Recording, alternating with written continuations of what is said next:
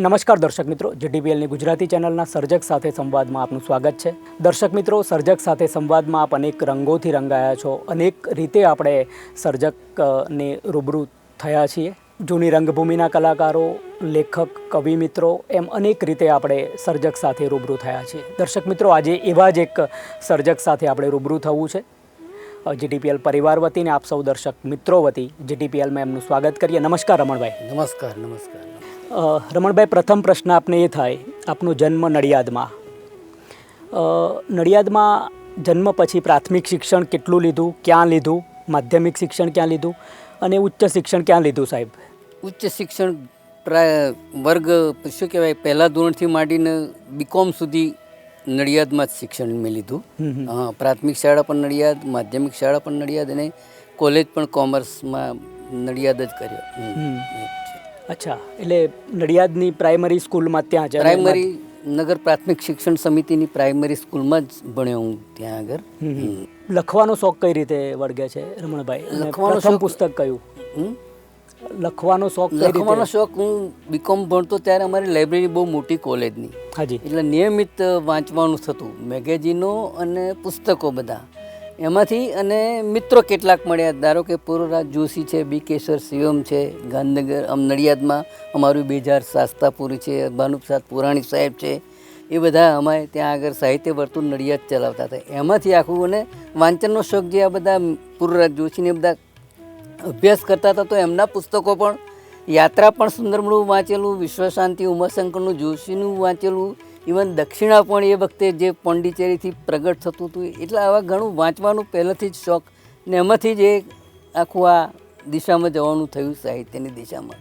એટલે કોલેજ સ્કૂલમાં હતો ત્યારે પણ અમે જે વક્તૃત્વ સ્પર્ધા, લેખન સ્પર્ધા, મોસ્ટ પ્રોબેબલી નંબર આવતો. અને મને આમ ગૌરવ થાય છે કે બાબુભાઈ જસભાઈ પટેલ મુખ્યમંત્રી, એ સમયે એમના હસ્તે પણ મને પારિતોષિક મેળવવાનું પ્રાપ્ત થયેલું જુદી જુદી સ્પર્ધાઓમાં. હાજી હાજી. તો બીકોમ કરો છો વાણિજ્ય સાથે, અને પછી ગાંધીનગરમાં જોડાવ છો સરકારમાં.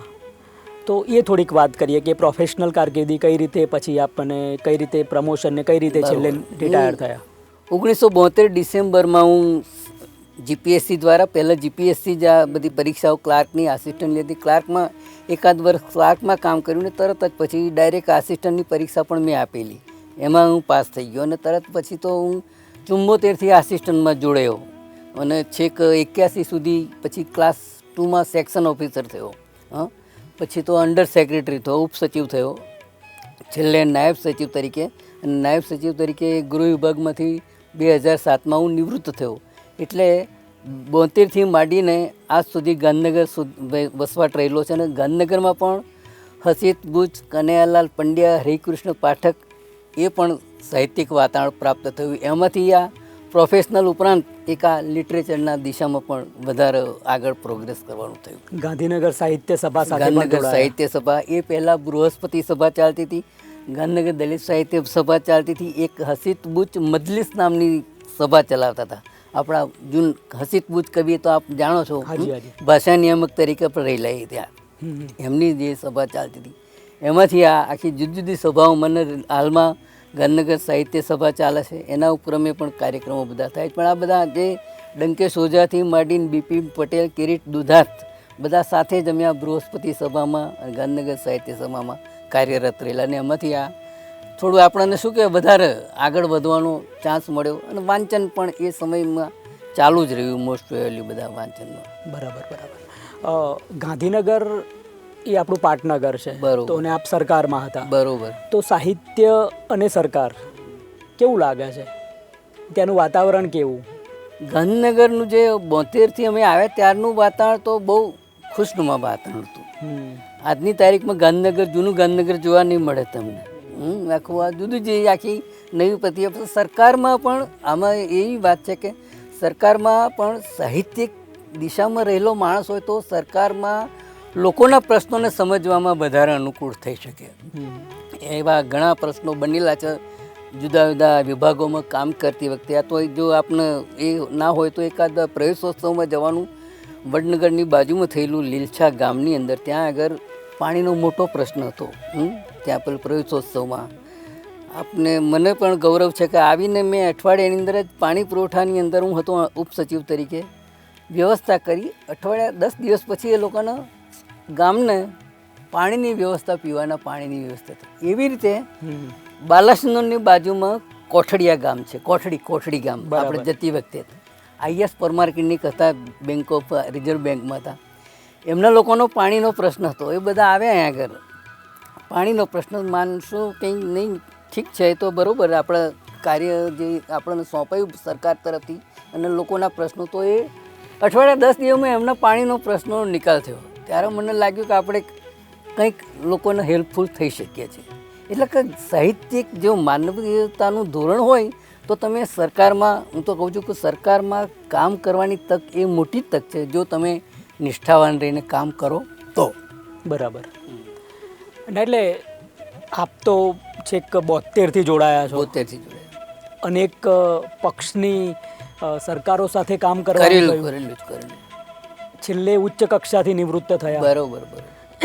એટલે અત્યારના જે હોય છે, મતલબ લાઈક ધેટ કે કોર્પોરેટ CEO હોય એવું વર્તન હોય, વહીવટી તંત્ર જે એ વખતે મજબૂત હતું, અત્યારે શું ફેર જોવો? અત્યારે ઘણો ફેર જોવા મળે છે. અત્યારે શું છે, અધિકારી કર્મચારીઓ ઉપર કામનું ટેન્શન ઘણું વધી ગયું છે.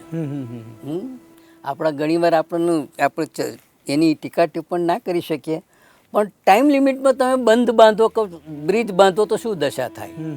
એમાં ટાઈમ લિમિટ હોઈ શકે નહીં. આપણો મકાન બનાવીએ છીએ તો એ તમે 6 મહિના કીધું હોય કોન્ટ્રાક્ટે તો 1.5 વર્ષ થતું હોય છે. તો એટલે અત્યારે પરિસ્થિતિ ઘણી વિકટ થઈ ગઈ છે.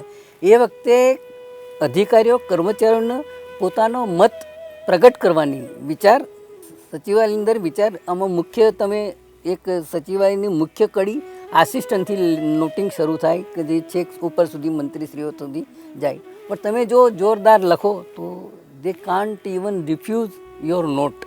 પણ એવું લખનારાની સંખ્યા આવે એવું પ્રશ્ન ઓછો થાય. કેમ કે હાલના સમયમાં તો આખું તમને you have to do according to the opinion of the above people.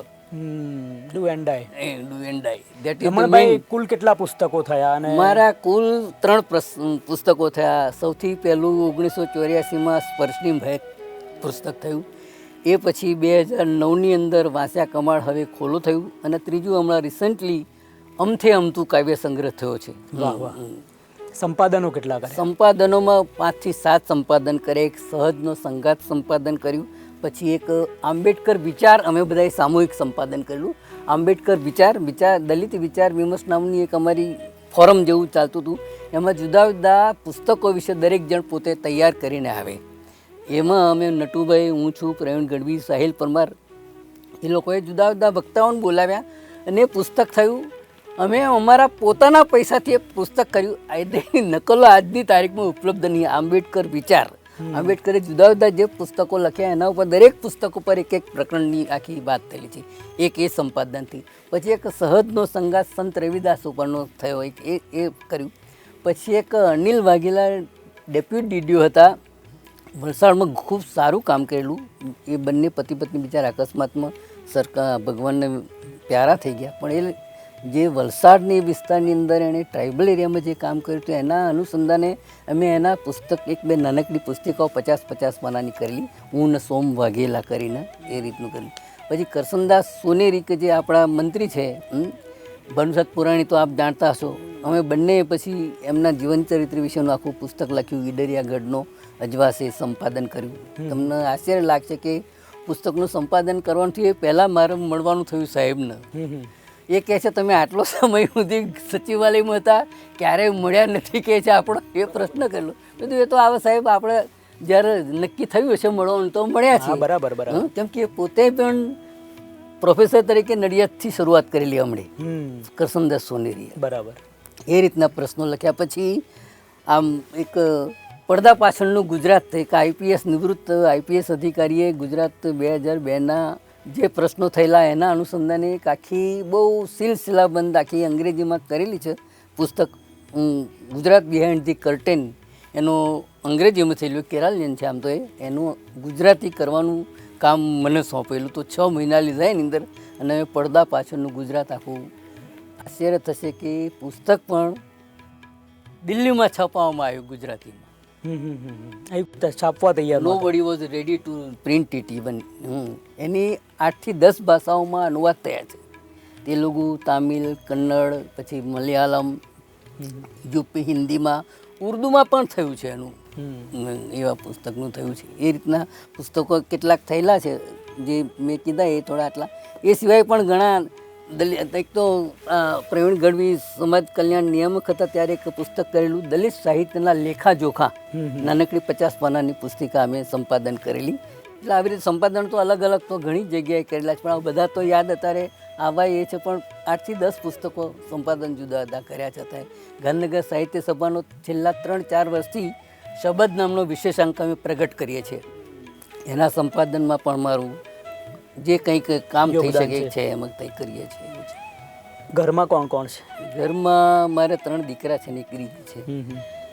સૌથી મોટો એનું નામ દેવું કંઈ વાંધો નહીં, ઈડીમાં આસિસ્ટન્ટ ડાયરેક્ટર છે એન્ફોર્સમેન્ટ ડાયરેક્ટરેટમાં. At present he is at Assam Guwahati. Second one is with Bombay Tata trust, જે ઓલ ઓવર ઇન્ડિયામાં લોકોપયોગી કામગીરીની ટ્રસ્ટ ચલાવે છે. એનું વાર્ષિક બજેટ મોટા ભાગે 200 કરોડ કેટલા કરોડનું છે. એ ઓલ ઓવર ઇન્ડિયામાં કામ કરે છે. એ ત્યાં એની ઓફિસ ત્યાં ટાટામાં જ છે, ત્યાં મુંબઈમાં જ છે. એ છે. થર્ડ વન એ પોતે પ્રાઇવેટ આખી વેબસાઇટ તૈયાર કરવાનું ને એ બધું ગાંધીનગરમાં કરે છે. આ બધામાં પરિવારની હૂંફ કેવી ને પરિવારની હૂંફ સારી. ધર્મપત્ની શું કરે? ધર્મપત્ની તો હાઉસ વાઈફ જ છે. એ મેટ્રિક સુધી જ ભણેલા છે. પણ એ બધાનો સહયોગ સારો. પુસ્તકો નિયમિત આવતા હોય એટલે પહેલું કામ મારા ટેબલ પર પણ હોય ને ઘણીવાર કે ભાઈ આ નવું આવ્યું છે કંઈ તમારું પુસ્તક કે. એટલે રમણભાઈ, જમવાનું શું ભાવે? જમવાનું સાદું કોઈ બી આપણને એટ એની ટાઈમ ગમે હોય કે આ જ ખાવું જમવું એવું કંઈ જરૂર નહીં. શાકભાજી બધા શાકભાજી ગમે આપણને, બધું જ શાકભાજી. કોઈ છોછ નહીં કોઈ જ ખાવાનો. સમયે જે મળ્યું એ જમી લેવું. ફરવા જવાનું કહેવામાં આવે તો ક્યાં ગમે? ફરવા જવાનું કહેવામાં આવે તો ભારતમાં ઘણી જગ્યા, કાશ્મીરથી માંડીને કન્યાકુમારીનું એ થયેલી છે, પ્રવાસ કરેલો છે, પ્રવાસ કરેલો બધો. ઇવન ચેન્નઈ પણ, મદ્રાસ પણ ગયેલા છે, પોંડિચેરી પણ જવાનું થયેલું, કલકત્તા એ બધામાં ગયા. પછી આજે યક્ષ સંદેશો મોકલે છે કવિ કાલિદાસની મેઘદૂતની અંદર, જે સંદેશો મોકલે છે એ જગ્યા પણ જોવા ગયેલા અમે મહારાષ્ટ્રમાં. અહીંથી યક્ષે સંદેશો મોકલેલો ત્યાં આગળ કે મારો એ કરવો એ રીતે. એટલે આ પ્રવીણ ગઢવી સાથે ઘણું અમારો પ્રવાસ થયો. અને વ્યક્તિગત રીતે થાઈલેન્ડ અને બુદ્ધના પ્રદેશમાં પણ જવાનું થયેલું. ફેમિલી સાથે અમે બધા થાઈલેન્ડ ગયેલા આજથી 5-7 વર્ષ પહેલાં. રમણભાઈ, ભવિષ્યનો શું પ્લાન છે? સાહિત્યમાં શું કરવું છે? પ્રતિબદ્ધ સાહિત્યમાં શું કરવું છે? પ્રતિબદ્ધ સાહિત્યમાં હજી પણ મારા એકાદ કાવ્ય સંગ્રહ આવે એવી શક્યતા છે. એક કાવ્ય સંગ્રહ આવવાની આપણે ધ્યાન દોર્યું કે એક્ટિવિસ્ટ તરીકે પણ કામગીરી ઘણી કરવાની થયેલી છે. જ્યાં કંઈ પ્રશ્નો બને તો ત્યાં જવું, ક્યાંક કોઈ જગ્યાએ આર્થિક સહાયની જરૂર હોય તો એ પણ અમે 4-5 મિત્રો છે તો અમે બધા પહોંચી જઈએ ત્યાં આગળ ને આર્થિક સહાય બી કરીએ. આમની અન્નદમ યોજના છે આ પીડી વાઘેલાને, એમાં પણ થાય જવાનું. અને જ્યાં કંઈ આવા પ્રશ્નો મોટા ભાગે અત્યાર સુધી તો મોટા ભાગે જ્યાં તો આ ચંદુભાઈ મેહરિયા ખરા, ચંદુ મેહરિયા, એમની સાથે પણ એમના દલિત અધિકાર સાથે પણ જોડાયેલું છું. એની અંદર પણ દલિત અધિકારમાં પણ 1-2 વાર વાત કરવાનો થયેલો આખો પ્રસંગ બનેલો. એટલે પ્રવૃત્તિ તો નોન સ્ટોપ પ્રવૃત્તિ ચાલુ જ છે. એક થોડોક વખતમાં મારું રમમાણ નામનો લેખ સંગ્રહ પણ તૈયાર થઈ રહ્યો છે. રન્નાદે પાસે છે અત્યારે, એ પ્રકાશિત થશે થોડા સમયમાં. 1-2 કાવ્યોનું પણ થશે એ રીતનું. એટલે પ્રવૃત્તિ તો જ્યાં સુધી આપણે અહીં છે ત્યાં સુધી સામાજિક પ્રવૃત્તિ અને સાહિત્યિક પ્રવૃત્તિમાં શું કહેવાય રચા પચાર એવો મારો તો પોતાનો અંગત એ છે. ગમતા લેખક કોણ? ગમતા લેખક તો ઘણા બધા કહી શકાય. સુરેશ જોશીને પણ વાંચેલા. તમને કેવું કે રસિક ઝવેરી, બહુ એણે દિલની વાતો કેવી સરસ નમની સમર્પણમાં આવતી હતી એની. સરસ એક દિલીપ ઝવેરી. પછી ઘણા એમ તો ગુલામ મોહમ્મદ શેખને રૂબરૂ જ્યારે બહુ શું કહેવાય એટલા મુગ્ધ હતા ત્યારે પણ મળવા ગુલામ મોહમ્મદ શેખને વડોદરા ગયેલા અમે લોકો આપણા જે છે. મોટા ભાગે ઘણા ગુલામ મોહમ્મદ શેખથી માંડીને ઇવન ચંદ્રકાંત શેઠ છે, રઘુવીર ચૌધરી છે, બધાને વાંચવાનું ગમું. મરાઠી કવિતાઓમાં, મરાઠી લેખકોમાં પણ બધા અમે મરાઠી વિશેષાંક કરેલો સમાજ મિત્રનો. અઠવાડિયું મુંબઈ મળેલા અને દરેક સાહિત્યકારોને અમે મળેલા. નટુભાઈ, હું છે, ભીખુભાઈ, દલપતભાઈ, બધાની કૃતિઓ મળેલી. નામદેવ, પછી એ બધા અત્યારે તો બહુ જાણીતા નામો બધા ત્યાંના બધાને અમે લોકો મળેલા. હીરા બંસોડે છે, પછી પેલા નામ અત્યારે બહુ એક્ઝેક્ટ ખ્યાલ આવતા નહીં, પણ મરાઠી બધા નામ મોટા ભાગના અમે લોકો મળેલા. મને મુર્દહિયા, તુલસીરામ પ્રોફેસર હતા, એની જે આત્મકથા વાંચો તો આપણને લાગે કે માણસ કેવી રીતે જીવી શકતા હશે. ઘણી વાર તો એ લાગે. એટલે હિન્દી સાહિત્ય પણ વાંચવાનું થાય. સમકાલીન સાહિત્યમાં 1-2 આર્ટિકલ પણ મારા હિન્દીમાં આવેલા છે. જુદા જુદા પુસ્તકો, પ્રવીણ ગઢવીના મલાકા વિશે પણ લખેલું એ રીતનું. અને બસ વાંચવાનું તો લેખક તો કોઈ બી હોય, આપણને વાંચવાનું ગમે છે. મને ઇકોનોમિક્સ બી વાંચવાનું ગમે, સાહિત્ય પણ વાંચવાનું ગમે, લલિત કલાનું હોય તો પણ વાંચવાનું. 72 થી 81 દરમિયાન મારું લલિત સાહિત્ય જે પહેલો સંગ્રહ છે સ્પર્શની મેં કે લલિત સાહિત્યનો છે, એ પછી 81 પછી આ દલિત સાહિત્ય પ્રકરણ આવ્યા. બરાબર બરાબર. ખાસ તો વાત એ પૂછવી છે કે ગાંધીનગર સાહિત્ય સભા, બરોબર, આમાં ત્યાં એકેડેમિક કામ થાય છે કે સાહિત્યને પોષવાનું, પોખવાનું? માન લો કે અમદાવાદમાં શનિ સભા, બુધ સભા, ધીરુપરીખ ને ચીનુ કાકા ચલાવતા હતા, એવું કોઈ ગાંધીનગરમાં એવી પ્રવૃત્તિ સાથે કે જેથી પ્રશિક્ષણ સાથે કવિતાની વાત થતી? પ્રશિક્ષણનો હજુ એટલો પાસ આવ્યો નહીં એમ કહું તો ચાલે. પ્રશિક્ષણનો પાસ આવ્યો, એમાં મુખ્ય તો જે છે કે ગોઠવનારા ઉપર આધાર રાખે છે. જે એના મુખ્ય હોય એ લોકો ઘણીવાર કવિતા વાંચન પણ થતું હોય છે. અમે ઘણા સજેશન કરીએ છીએ કે એકાદ પુસ્તક લઈને તમે એની વાત કરો તો વધારે થાય. પણ પ્રશિક્ષણમાં એટલું નહીં, પણ ત્યાં મોસ્ટલી વધારે શું છે, નિવૃત્ત વધારે છે બધા. જે યંગ એજવાળા બહુ ઓછા છે. નિવૃત્તવાળાને આવા પ્રશિક્ષણ આપવું એ અઘરું કામ છે. અને તમે તો આ સાહિત્ય સાથે સંકળાયેલા છો, એટલે તો આ સંમાર્જનની પ્રક્રિયા છે સાહિત્ય. તમારું સાહિત્યનું સંમાર્જન સતત ચાલતું રહેવું જોઈએ. બાકી જો તમે એક દિવસે ના વાંચો તો, ઇવન ગ્રંથ નામનું મેગેઝિન યશવંત દોશી પ્રગટ કરતા હતા, એ બી વાંચવાનું થતું હતું. પછી અર્થાત સેન્ટ્રલ આપણે સોશિયલ યુનિવર્સિટી, સોશિયલ આપણી સુરતમાં ચાલતી હતી એક હતી, એના અર્થાતની અંદર પણ મેં ઘણા 1-2 આર્ટિકલો અનુવાદ કરેલા. ઇવન નિરીક્ષકમાં હું ઘણા સ્વતંત્ર લેખો લખ્યા, કવિતાઓ પણ લખી. ઇન્ડિયન એક્સપ્રેસમાં જે સારા કોઈ આર્ટિકલ આવતો એનું અંગ્રેજી કરીને હું નિરીક્ષકમાં મોકલતો હતો. પ્રકાશ શાહ બહુ પ્રેમપૂર્વક એને મૂકતા. શરૂઆત મારી 1966માં મેં સૌથી પહેલું ચર્ચાપત્ર લખેલું, જાહેર સાહસોની હસાહસ. બરાબર, વાહ. ત્યારથી 66થી એ વખતે નિરીક્ષક મેં ત્યારે તો પુરુષોત્તમ મામણંકર ને એ બધા હતા એના. એ પુરુષોત્તમ મામણંકરને એકવાર કાગળ લખ્યો કે તમારી હેરોલ્ડ ઇન્સ્ટિટ્યૂટમાં આવવું છે તો આવો કે છે. અને પછી લાલ દરવાજા ગયો, એમણે આખી લાઇબ્રેરી ફેરવ્યા, કેટલાક પુસ્તકો પણ ભેટમાં આપ્યા હતા. હું FY BComમાં ભણતો હતો. એટલે સાહિત્ય સાથેનો નાતો. અને જે શૈલેષ પંડ્યા વિનાશથી માંડીને હરિકૃષ્ણ પાઠક તો અગાઉ બરોબર, પણ મારે કાર્ય પ્રવૃત્તિમાં હરિકૃષ્ણ પાઠક, કે સોજા, કિરીટ દુધાત, આ બધાનો થોડો સહયોગ કરવો. એ લોકોએ એ સમયે પણ આ કવિતાને પણ સમર્થન આપવાનું એ લોકો પણ સમજતા હતા. રમણભાઈ, લલિત સંગ્રહમાંથી કવિતાઓ સાંભળવી છે તમારી, તો એકાદ કવિતા. હાજી, બિલકુલ બિલકુલ. ઇરશાદ. અછાંદસ કવિતાઓ લખી છે કે ગઝલ છે કે? અછાંદસ બી છે અને ગઝલ બી છે, અને ગીત બી છે. હાજી, ત્રણેય આપણે જોઈએ. એક વાંધો નહીં, રૂપજીવીનું ગીત છે. રોજ અહીં કેટલા આવે ને જાય, એનો માંડ્યો ના કોઈ દી હિસાબ. જોઈ રહું બાટ રોજ અણજાણ્યા પગલાંની, નીત નવા બદલું શણગાર. સાવરે કુંવારી મારી ઉંમરને સહેવાના, સાથ સમદરના દુઃખ. ઝાંઝરને ઝુમ્મરમાં અટવાતા જોઈ રહું, સાવરે અધૂરા મારા સુખ. રોજ ભલે આંખોમાં આંજુ રૂવાબ, એ તો પ્રશ્નો વિનાના જવાબ. રોજ અહીં કેટલા આવે ને જાય, એનો માંડ્યો ના કોઈ દી હિસાબ. અંતરને સથવારો કોઈ દી મળે ના, અંતરને સથવારો કોઈ દી મળે ના. અને ચીરાતા વેદનાના વન, ભૂખ્યા ચહેરાઓમાં ઘૂંટાતી રાત, અને લીરાતા નોટોમાં તન. મારી ખણકતી બંગડીના સમ, મેં તો ચાપ્યા છે આંખમાં સલાખ. વાહ. રોજ અહીં કેટલા આવે ને જાય, એનો માંડ્યો ના કોઈ દી હિસાબ. આવી એક ગઝલ છે. ગઝલ ઇરશાદ, ઇરશાદ. ઇરશાદ. ગઝલ થોડી એક કેન્દ્રમાં રાખીને કરી તો તમે કવિતા એ ગઝલ સાંભળશો એટલે ખ્યાલ આવી જશે. હાજી હાજી. અમે લોકો અમારી આસ્થાના રહી અમારામાં. અમે લોકો અમારી આસ્થાના રહી અમારામાં, સતત ફુગ્ગાની માફક ફૂટતા જાતા અમારામાં. સહજ પણ આંખ ના ભીની છે એવી લાગણી અહીંયા. સહજ પણ આંખ ના ભીની છે એવી લાગણી અહીંયા, અમસ્તા ઝાંઝવાની જમ અમે જૂઠતા અમારામાં.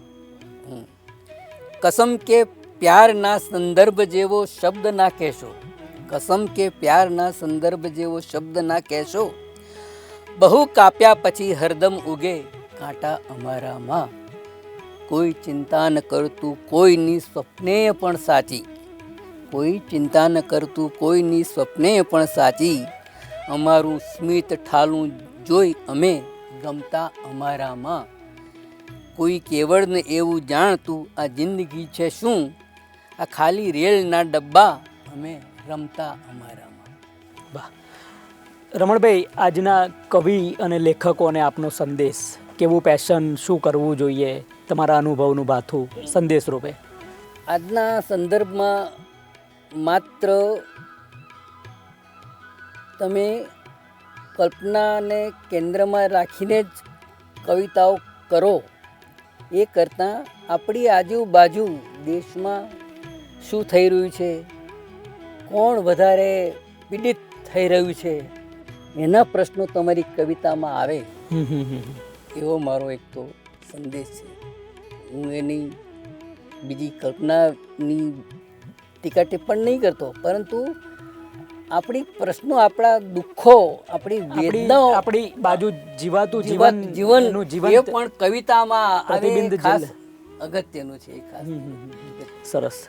મારાથી કોઈ પ્રશ્ન ના પૂછાયો હોય ને તમે પ્રશ્ન પ્રકાશ પાડવા માંગતા હોય. પ્રકાશ તો હવે ચારે તરફ પ્રકાશ છે જ, પણ આપણે હજુ ક્યાંક ક્યાંક તિમિર દેખાય છે. આ તો પ્રશ્ન નહીં તમારો, પણ હજુ ક્યાંક ક્યાંક તિમિર દેખાય છે. એ તિમિરમાંથી બહાર આવવા માટેના આપણે પ્રયાસો કરવાના રહેશે. મારી જે એક જસ્ટ આપણે વાંધો ના હોય તો ઇરશાદ, કવિતા જો વાંધો ના હોય તો એક ઇરશાદ, ઇરશાદ, ઇરશાદ, ઇરશાદ. ઊંચા મનસૂબામાં રાજતી પત્નીએ પતિને છણકો કરતા પૂછ્યું, આ બાબા સાહેબ છે કોણ? પતિએ કહ્યું, બંધારણના ઘડવૈયા છે. કોનું બંધારણ? દેશનું બંધારણ. કયા દેશનું બંધારણ? આપણા દેશનું બંધારણ. પણ દેશ કયો? આપણે રહીએ છીએ જ આપણો દેશ, બીજો વળી કયો? પણ આપણી બાજુમાં રહેતા ચંચળ માસી તો એમ કહે છે, આપણો દેશ હોત તો આપણને મંદિર પ્રવેશ કરતા કેમ અટકાવે છે? આપણો દેશ હોત તો શહેરની વચ્ચે બનતા ફ્લેટ એપાર્ટમેન્ટ મોંઘી કિંમત આપવા છતાં આપણને કેમ આપતા નથી? આપણો દેશ હોત તો તમે કેવા પૂછવાની જરૂર કેમ પડે છે? ગાંડી તને કેમ સમજાવું? આ બધું તો સદીઓથી ચાલતું આવ્યું છે. તો હવે સાંભળો, આપણે હવે આ દેશમાં રહેવું નથી. ગામડું છોડી શહેરમાં આવ્યા તો એ જ રામાયણ. તો પછી શહેર છોડી પરદેશ જતા રહીએ તો શું વાંધો? બાબા આજે હોત તો આમ જ કહેત, ખરું કે નહીં? તમારી આ સદીઓ જૂની આ જે પ્રશ્નને જે વાચા આપતી આપણી જે લાગણી છે, આપણી જે ફિલિંગ્સ છે, એ અત્યારે પણ એટલી જ સાચી છે. જ્યારે આપણે ન્યૂઝપેપરમાં જોઈએ કે કોઈ દલિતના વરઘોડાને ના કાઢવા દીધો, કોઈને મૂછ રાખી તો મારવામાં આવ્યા, કોઈ મંદિરમાં ના પ્રવેશ કરવા દીધો. એટલે આ એક એવો પ્રશ્ન છે જે હિન્દુ સમાજે બહુ મોટી ભૂલ કરી છે અને એનું પ્રાયશ્ચિત નથી કોઈ. રમણભાઈ, એ ગમે તેટલું પ્રાયશ્ચિત શોધે તો હોય. આપણે આ વાત સાથે સંપૂર્ણ સંમત છીએ. અને પ્રવીણ ગઢવીજી હમણાં જ અલવિદા કરી. એમણે એ ગઢવી હોવા છતાં સવાયા દલિત તરીકે એમણે ઘણી બધી વેદનાઓને વાચા આપી. એ પણ આપણે એમને યાદ કરીએ છીએ, એમને વંદન કરીએ છીએ. આપ તો એમના અંગત મિત્ર હતા ગાંધીનગરના.